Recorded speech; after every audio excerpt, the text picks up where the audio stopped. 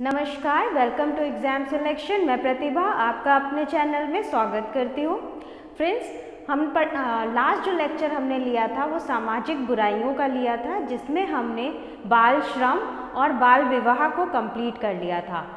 अब जो हमारे बचे हुए हैं, हमने अपने सिलेबस के अकॉर्डिंग हमें कितने पढ़ने थे सामाजिक बुराइयाँ, तो हम एक बार उनको रिकॉल कर लेते हैं। हमने पढ़ना था बाल श्रम, बाल विवाह,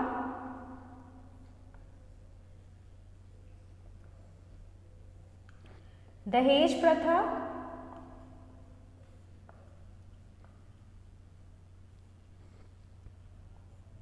चोरी, धूम्रपान और नशाखोरी। ये 5 सामाजिक बुराइयां हैं जो हमें अपने रीड के सिलेबस के अनुसार पढ़नी है, उसके अकॉर्डिंग पढ़नी है, जिसमें हमने बाल श्रम और बाल विवाह को कंप्लीट कर लिया था। अब जो हमारा आज हम कंप्लीट करेंगे वो दहेज प्रथा, चोरी और धूम्रपान, नशाखोरी, ये तीनों हम आज के ही वीडियो में कवर कर लेंगे, क्योंकि इनमें इतना ज़्यादा है नहीं, पॉइंट टू पॉइंट पढ़ना है और बहुत थोड़ा सा है, तो ये अभी कंप्लीट हो जाएगा। ठीक है, तो हम पहले चलते हैं दहेज प्रथा पर। आप सबको पता ही होगा कि दहेज प्रथा क्या होती है। जब भी विवाह में वधू पक्ष की तरफ से वर पक्ष को जो भी उपहार दिए जाते हैं या उनकी मांगे पूरी की जाती हैं, उसको दहेज कहते हैं। दहेज प्रथा हमारे समाज के लिए एक बहुत बड़ी कुरीति है। इस कुरीति को, ये सामाजिक कुरीति इसलिए है क्योंकि इस कुरीति के कारण बहुत सारी स्त्रियों को, बहुत सारी लड़कियों को कई प्रकार के तनाव से, कई प्रकार की परेशानियों से गुजरना पड़ता है। चाहे वो परेशानी शारीरिक हो, मानसिक हो, या फिर यहाँ तक कि उन्हें मृत्यु के द्वार तक भी पहुँचा दिया जाता है। तो ये जो दहेज है, दहेज प्रथा है, ये हमारे समाज के लिए एक बहुत बड़ी कुरीति है। इस प्रथा को दूर करने के लिए सरकार ने बहुत सारे अधिनियम बनाए हैं, कानूनी प्रावधान भी किए गए हैं, और इसके अलावा कुछ धाराएं भी हैं जो दहेज प्रथा के अंतर्गत आती हैं। तो सबसे पहले हम देखेंगे दहेज निषेध। सबसे पहले क्या आता है? कानूनी प्रावधान, दहेज निषेध अधिनियम।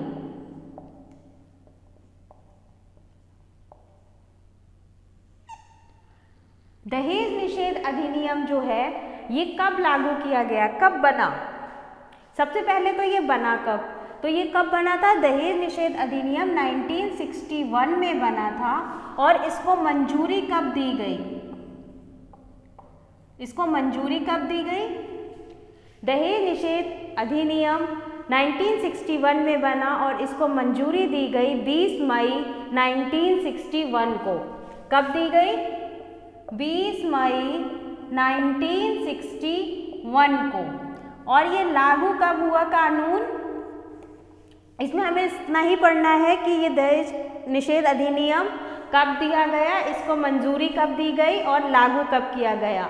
तो लागू कब किया गया? 1 जुलाई 1961 को ये लागू कर दिया गया पूरे भारतवर्ष में, सिर्फ जम्मू कश्मीर को छोड़कर। जम्मू कश्मीर में इस कानून को लागू नहीं किया गया, लेकिन जब जम्मू कश्मीर से धारा 370 हटी, उसके बाद इस कानून को, यानी कि दहेज निषेध अधिनियम को भी जम्मू कश्मीर में भी लागू कर दिया गया। और कब लागू किया गया जम्मू कश्मीर में?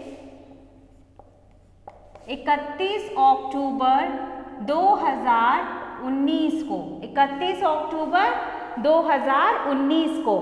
तो हमें दहेज प्रथा में सिर्फ इतना ही पढ़ना है कि दहेज प्रथा में क्या है? दहेज निषेध अधिनियम है, जो कि 1969 को पारित हुआ।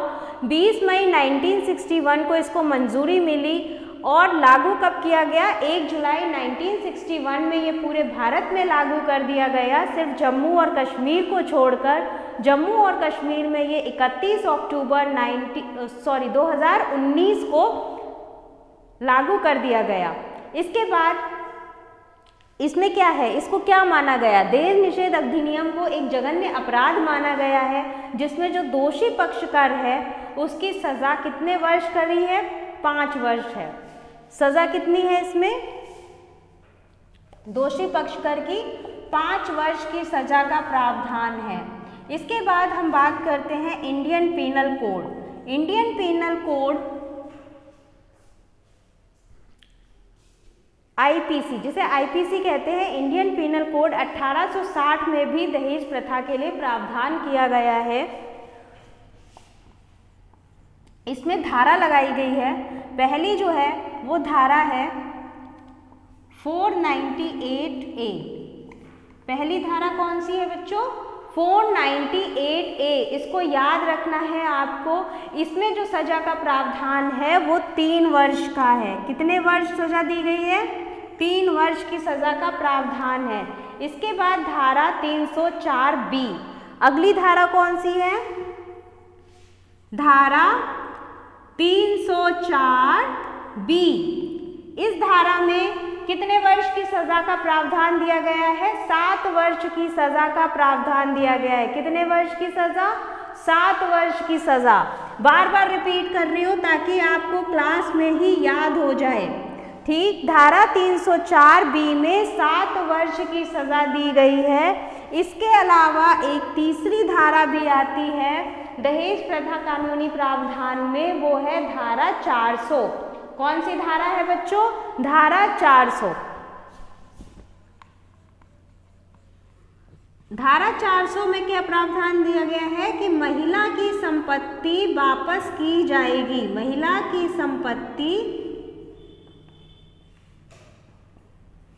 वापस की जाएगी। इसमें यदि किसी महिला ने धारा 400 के तहत कोई भी केस फाइल किया है तो उस महिला की जो भी संपत्ति है, जो भी दहेज है, शादी का खर्चा है, सब उसको वापस कर दिया जाएगा। तो दहेज निवारण हेतु कानूनी प्रावधान में हमें इतना ही पढ़ना है, बस आपको ये 3 धाराएं याद रखनी है। धारा 498A जिसमें 3 वर्ष की सजा का प्रावधान है, धारा 304B जिसमें 7 वर्ष की सजा का प्रावधान है, और धारा 400 जिसमें महिला की संपत्ति को वापस करने का प्रावधान है। इसके बाद हम पढ़ेंगे बच्चों चोरी। हमारा अगली कुरीति कौन सी है, चोरी। पहली हमने बाल श्रम कंप्लीट कर ली थी, पहली, दूसरी बाल विवाह कंप्लीट कर ली, तीसरी दहेज प्रथा भी कंप्लीट हो गई है। अब चौथी कुरीति जो है वो है चोरी। चोरी क्या है, किसे कहेंगे चोरी, संपत्ति के विरुद्ध अपराध को चोरी कहेंगे। संपत्ति के विरुद्ध अपराध को चोरी कहेंगे, चाहे चल संपत्ति हो या अचल संपत्ति हो। यदि किसी व्यक्ति की जानकारी के बिना उसकी चल या अचल संपत्ति को कोई भी व्यक्ति चुरा लेता है तो वो चोरी के अंतर्गत आता है। इसमें हमें सिर्फ एक धारा याद कर रखनी है इंडियन पीनल कोड की, वो है इंडियन पीनल कोड की धारा कौन सी याद रखेंगे हम, 378-462, ठीक है, 378-462। सिर्फ यही एक धारा, चोरी में इतना ही याद करना है कि संपत्ति के विरुद्ध अधिकार है। ये कैसा है, संपत्ति के विरुद्ध अपराध,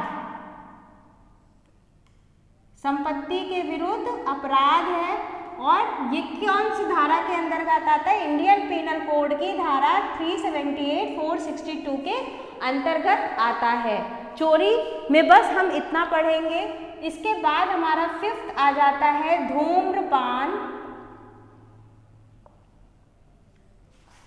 और नशाखोरी। ये भी हमारे समाज की एक बहुत बड़ी कुरीति है जिसको दूर करना बहुत आवश्यक है, और सरकार ने इसको दूर करने के लिए भी बहुत सारे कानूनी प्रावधान किए हुए हैं।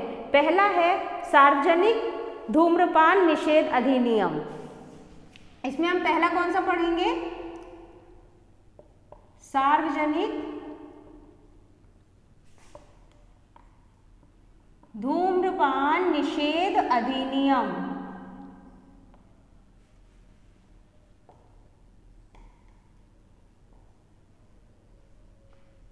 ठीक है, तो सार्वजनिक धूम्रपान निषेध अधिनियम ये कब बना? ये 2 अक्टूबर 2008 को बना। कब बना? 2 अक्टूबर 2008 को बना। इसके अलावा इसमें सज़ा क्या है? इसमें सज़ा ये है, यदि कोई भी व्यक्ति सार्वजनिक रूप से धूम्रपान करता हुआ पाया जाता है तो उसको 200 रुपये का जुर्माना लगेगा। कितना जुर्माना पे करना पड़ेगा? 200 रुपये का। यदि कोई व्यक्ति सार्वजनिक स्थान पर धूम्रपान करता हुआ पाया जाता है तो उसको 200 रुपये का जुर्माना पे करना पड़ेगा। दूसरा है सिनेमैटोग्राफ अधिनियम।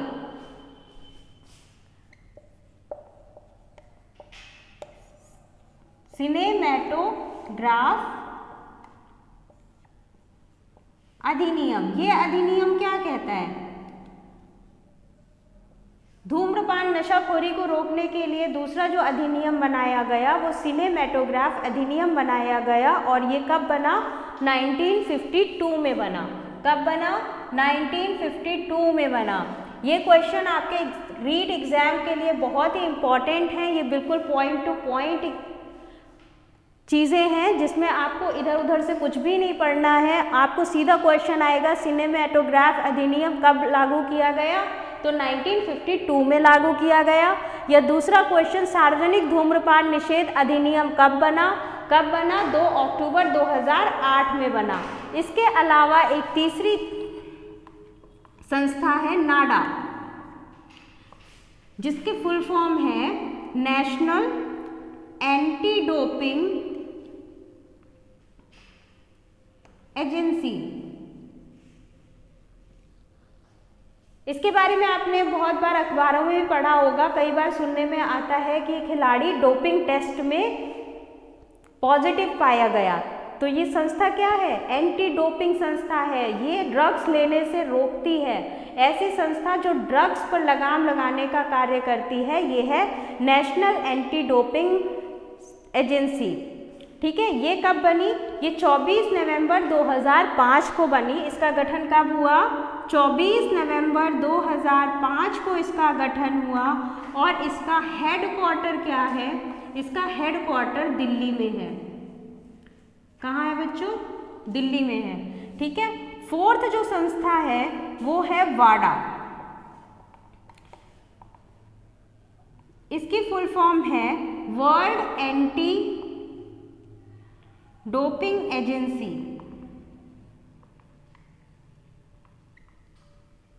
World anti doping agency. World anti doping agency का गठन कब हुआ? वर्ल्ड एंटी डोपिंग एजेंसी का गठन 10 नवंबर 1999 को हुआ। कब हुआ? 10 नवंबर 1999 को हुआ। और इसका हेडक्वार्टर भी कहाँ है? दिल्ली में है।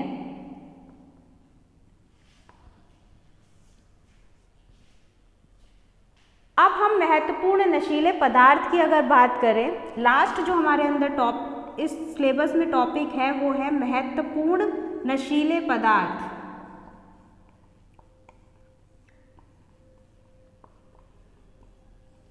तो इसमें सबसे पहला जो आता है वो आता है तंबाकू। ठीक है, क्वेश्चन आया हुआ है कि तंबाकू के अंदर क्या पाया जाता है? तो तंबाकू के अंदर क्या पाया जाता है? तंबाकू के अंदर निकोटीन पाया जाता है। याद रखना, निकोटीन पाया जाता है। और ये क्या करता है? कैंसर कॉज करता है, कैंसर को जन्म देता है। तंबाकू के अंदर निकोटीन पाया जाता है जो कैंसर को जन्म देता है। Nicotine is responsible to cause cancer. Clear? Right. Next जो है वो है अफीम। दूसरा नशीला पदार्थ जो है वो है अफीम। अफीम के लिए याद रखना, अफीम को काला सोना भी कहा जाता है। प्रश्न अगर आता है कि काला सोना किसे कहा जाता है और आपको कई ऑप्शन दे दिए जाए तो आंसर आपका होगा काला सोना जो है वो अफीम को कहा जाता है। और ये जो अफीम है ये एक दवाई में भी इस्तेमाल होता है और उस दवाई का नाम है पेंथेडीन। क्या नाम है? पेंथेडीन। तो ये था हमारा आज का टॉपिक। इसी के साथ हमारा सामाजिक कुरीतियों का पूरा टॉपिक कंप्लीट हो जाता है, सिलेबस कंप्लीट हो जाता है। ये बहुत ही पॉइंट टू पॉइंट क्वेश्चंस हैं, इनमें इतना ज़्यादा थ्योरी है नहीं जो मैं आपको बताती। जितना पॉसिबल हो सकता था आपको नॉलेज को बूस्ट करना, मैंने उतनी कोशिश की है आपको पॉइंट टू पॉइंट बताऊं, ताकि आप सिर्फ अपने एग्जाम में वही पढ़ें, सेलेक्टिव पढ़ें जो आने की संभावना सबसे ज़्यादा है। ठीक है बच्चों, तो एक बार हम इसको देख लेते हैं। ये धूम्रपान नशाखोरी वाला एक बार रिवाइज कर लेते हैं ना। तो इसमें क्या पढ़ना है आपको, इसमें जो अधिनियम पहला है वो सार्वजनिक धूम्रपान निषेध अधिनियम पढ़ना है। ये कब लागू हुआ? 2 अक्टूबर 2008 को लागू किया गया। इसमें सज़ा का प्रावधान क्या है? 200 रुपये का जुर्माना है। उसके बाद नेक्स्ट जो है वो है सिनेमेटोग्राफ अधिनियम जो 1952 में बना। देन नाडा नेशनल एंटी डोपिंग एजेंसी जिसका गठन 24 नवंबर 2005 को हुआ और इसका हेडक्वार्टर कहाँ है? दिल्ली में है। देन वाडा वर्ल्ड एंटी डोपिंग एजेंसी जिसका गठन 10 नवंबर 1999 को हुआ और इसका हेडक्वार्टर भी दिल्ली है। इसके बाद महत्वपूर्ण नशीले पदार्थों में हम सिर्फ तंबाकू और अफीम को पढ़ेंगे। तंबाकू के अंदर निकोटीन पाया जाता है और अफीम को काला सोना कहा जाता है।